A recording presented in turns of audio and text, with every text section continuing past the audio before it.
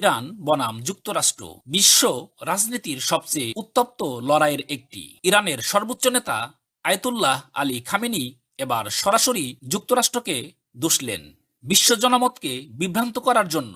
তিনি জানালেন, মার্কিন প্রশাসন আলোচনার নামে প্রতারণা করছে এবং তাদের আসল উদ্দেশ্য একটাই, ইরানকে একঘরে করা। কিন্তু কেন ইরান যুক্তরাষ্ট্রের সঙ্গে আলোচনায় বসতে চায় না? কেন ট্রাম্প বা বাইডেনের প্রশাসনের উপরও তাদের বিশ্বাস নেই? আজকের এই বিশেষ প্রতিবেদনে আমরা জানাবো খামেনির বক্তব্য, ইতিহাসের আলোকে ইরান মার্কিন সম্পর্কের চিত্র এবং বর্তমান পরিস্থিতির গভীর বিশ্লেষণ।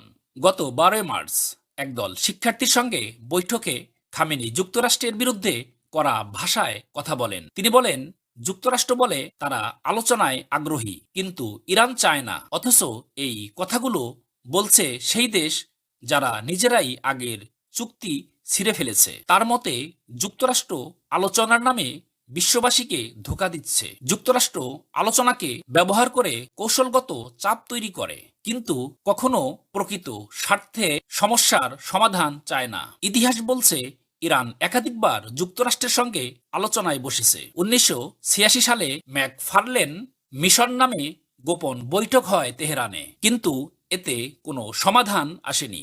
2001 সালে আফগানিস্তানে তালিবানের বিরুদ্ধে লড়াইয়ে ইরান সাহায্য করেছিল, কিন্তু পরে যুক্তরাষ্ট্র ইরানকে দুষ্টু রাষ্ট্র হিসাবে চিহ্নিত করে।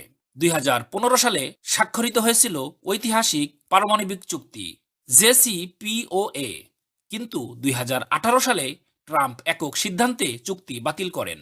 এই ঘটনা ইরানকে শেখায় যুক্তরাষ্ট্রের সঙ্গে চুক্তির কোনো নিশ্চয়তা নেই। খামেনি বলেন, যুক্তরাষ্ট্র সত্যিকারে আলোচনায় আগ্রহী নয়, তারা কেবল ইরানকে চাপে রাখতে চায়। তারা নিষেধাজ্ঞা দিয়ে ইরানকে দমন করতে চায়, তারপর আলোচনার নাটক সাজায়। 2022 ও 2023 সালে ইরানের দাঙ্গার সময় যুক্তরাষ্ট্র সরকারের শাসন পরিবর্তন প্রচেষ্টার কথাও মনে করিয়ে দেন খামেনি।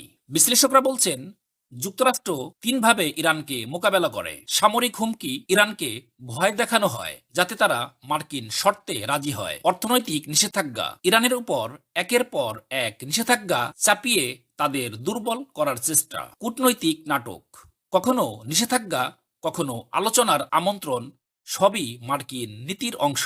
খামেনি স্পষ্ট করে বলেছেন, ইরান চীন ও রাশিয়ার সঙ্গে কৌশলগত সম্পর্ক আরো গভীর করবে। ইউরোপের 3 দেশের সঙ্গে আলোচনা চালিয়ে যাবে। যুক্তরাষ্ট্রকে তারা বিশ্বাস করে না। যুক্তরাষ্ট্র ও ইরানের মধ্যে উত্তেজনা আরো বাড়তে পারে। চীন ও রাশিয়া ইরানকে আরো বেশি সমর্থন দিতে পারে। মধ্যপ্রাচ্যর রাজনীতিতে বড় পরিবর্তন আসতে পারে। বিশ্ব রাজনীতিতে এখন নতুন মোড় নিচ্ছে। ইরান ও যুক্তরাষ্ট্রের এই ঠান্ডা লড়াই কতদূর গড়াবে, নাকি আদৌ কোনো ফল দিবে, নাকি দুই পক্ষই আরো কঠোর অবস্থানে যাবে?